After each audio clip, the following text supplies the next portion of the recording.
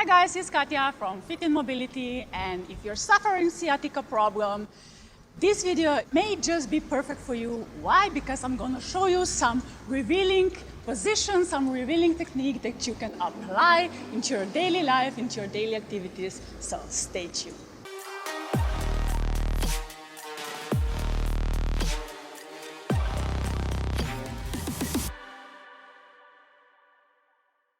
So people, you know how it goes with sciatica. Probably you experience one-sided pain spreading down your buttocks into your leg and lower leg. I found the perfect spot here for this exercise. You can use a table or something like this and just put your weight on your arms, drop your body, drop your legs, drop your pelvic, and this will give you a relieving sensation in your lower spine.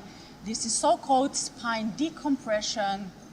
And hold this position for 30 seconds.